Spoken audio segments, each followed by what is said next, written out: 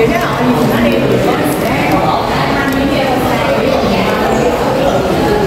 guys. Pupunta tayo ngayon sa sa branch ng Metrobank dito sa Shatin. Let's go. Mag-inquire ako ng ng SSS kung paano siya. Gusto ko siya i-continue yung bayaran. Magtatanong tayo doon. 3 years pa lang yung contribution ko doon. So, gusto ko siyang ipagpatuloy. Sayang. At kailangan kasi natin yan pag OFW tayo. Balang araw. Naglalakad ako ngayon. Magtatanong din ako guys, itatanong ko kung paano siya bayaran continue, kailangan pa bang ipa-update sa SSS office. So malalaman natin yan ngayon, pupunta ako doon. Tapos guys, yung ko kasi, yung aking yung savings account ko, magsi 6 months na siyang hindi ko nahulugan. So kailangan ko siyang hulugan ngayon. Kung hindi, babalik siya sa regular account. Hindi na siya magiging OFW account. So kailangan yun every 6 months. Kailangan hindi lumampas sa 6 months, mahulugan na daw yun. Para siya, OFW account siya. Kasi yung OFW account, siya, pwede siyang ma-zero balance. Pwede mo siyang ma-withdraw lahat. Naligaw ako guys, bumalik ako sa dati kong ginaanan. Kasi gusto ko siyang i-update. So gusto ko rin malaman nyo kung paano mag-update ng savings account na passbook. Paano siya i-update dito. Ang pagkarinig ko, ang sabi sa akin nung nakaraan is kailangan mo mag-ipon ng resibo na deposit ng tatlong resibo bago nila i-allow na, bago nila i-update. Mangyayari, iwan mo yung passbook mo sa kanila. Kasi papadala pa daw yan nila sa Pinas. Mga 2 weeks ata bago mo siya mabalikan. So tatanungin ulit natin mamaya kung ganun pa rin yun. Tingnan nyo guys, high-tech na yung order na yung lumalapit sa customer. Saan na yun? Ayan na. Tingnan nyo. Yung order, may na siya. Yan, high-tech, diba? Pupunta sila sa customer. Yun na yung naghahatid sa customer ng ng order. High-tech, no?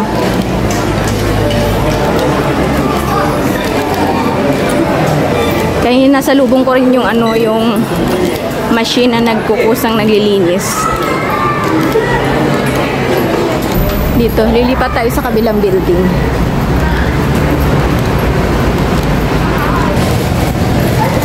Magtanong tayo mamaya kung pwede bang mag-vlog doon. Kung hindi, i-record ko na lang. Kasi bangko yun eh. Sa MTR kasi ako galing kanina, kaya sa mall din ako dumaan para tumawid sa kabilang mall. So, pag naka-update na ako, inform ko din kayo. Alam ko, gusto nyo rin malaman. Kailangan natin yan guys, yung OFW account, savings account, kasi pag andito tayo, ang daming gastusin, hindi natin naman malayan kahit pisong duli. Pag umuwi tayo, wala talaga tayo. Kawawa tayo. So maganda pag may account ka talaga kasi maano ka na mag-savings kahit pa konti-konti. Ini-encourage ko kayo kasi ako mismo nakatry yan na matagal na dito. Wala pa talagang ipon. So, ngayon ko lahat nare-realize. Ngayon ko lahat. Yung sobrang pagod mo sa araw-araw tapos wala kang ipon. So, kailangan talaga meron tayo kahit konti para sa sarili natin. Sa konting dream natin, mayroon tayong mahugot. Lapit na ako guys sa Metrobank.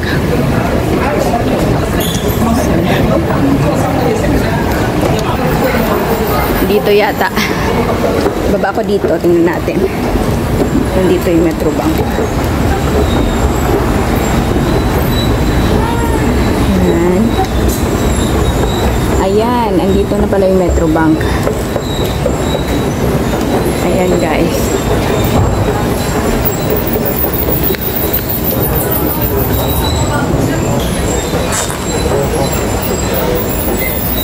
So, ayun sa Metrobank. Ayun yung Metrobank. Ayan. Nag-video ako sa harap niya para alam niyo talaga na pumunta talaga ako dito. Tara, magtanong tayo. Ayan. Pasok tayo. May konting pila. Konti lang. 3 lang sila. 5 years lock. Ano napili anak mo? Ewan ko sa Ano bang ano event? doon nga sa ano sa Phil Acquaintance Park JS? Nag-accept sila ng GCash, SS, Pag-ibig, PhilHealth, payments. Tanong pa rin tayo. wala kami sabi. Sir, may bayad po ba mag-deposit? May charge? 20. Pero Opo. 20. 20 every deposit. Magkano 20? Hindi kami ganyan eh. Sanay na rin ako sa ganung setup na. Almost ka $20 ang pagkain ng charge. anak ko, alam ng amo ko. Kung anong Sa account niyo to? Opo, naka 6 months na ba yung passbook ko? marriage talaga. Hindi pa. Kala ko 6 months na mag-back ba yan sa regular account pag sobra 6 months? 1 year. 1 year before siya mag-back sa regular. Kala ko 6 months. Kailangan once every 6 months maulugan mo para na-maintain mo yung OFW na account. Pero pag OFW pa naman to. pero pag 1 year, close na talaga yan. Hindi 2 years, mag-2 siya. Ang 1 year, close ang OFW Hindi account. na siya magiging regular account na siya. Pag 1 year, hindi na Pero hulugan. nilagay ko sa ano. Pero sa mama nila. Ano lang po, mag-deposit na ako ng kay 300 lang muna. $300. Para lang ma-active siya. Sir, yung ko ba, yung SSS ko? Thank you, may pa-chocolate. Yung SSS ko ba, matagal ko na hindi nabayaran. Paano ko siya i-active? Tuloy mo lang. Bayaran ko lang siya? Oo, pero mag-start ka na ngayong taon. Hindi na kailangan i-update sa office. Mababayaran ka lang din. Sasabihin lang din, pumunta ka na magbayad. Alam mo na may SSS number mo, di ba? Hanapin ko pa. Pero dati Metrobank rin ako nagbabayad. Bayaran ko na lang. Mababayaran ko lang. Tuloy mo lang. 3 years ko na kasi yung na contribution. Sayang. Tuloy lang pala. Akala ko yun. Salamat. Kahit anong month, sir, pwede bayaran. Basta yung ngayong year. Salamat. Sir, paano po pala mag-update? Apo. Paano po pala mag-update? Update ng passbook. Pag may tatlong resibo na kayo, dali ko na dito yung passbook. Tapos ilang weeks bago makuha? 4 weeks. Wow, 4 weeks? Papadala pa namin. Hindi pa siya kinakasal. Okay, thank you. Wow, 4 weeks. So, ayan guys, binigyan ako ng resibo. Bali, mag-iipon ako ng 3 ganito. Bali, may isa na ako doon, 2 na to. So,